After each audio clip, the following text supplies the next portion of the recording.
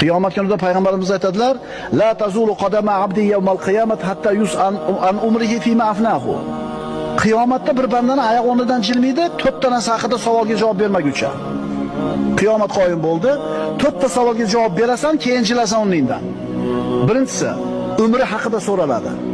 Nimaga sarflading umringni? Muhim narsalargami, yo arzimagan narsalargami? Ilmi haqida so'raladi. Amal qildimi, yo'qmi? Moli haqida so'raladi. Qayerdan topdi, qayerga sarfladi? Va o'zini jismi haqida, jasadi haqida so'raladi. Nima bilan balolading jasadingni?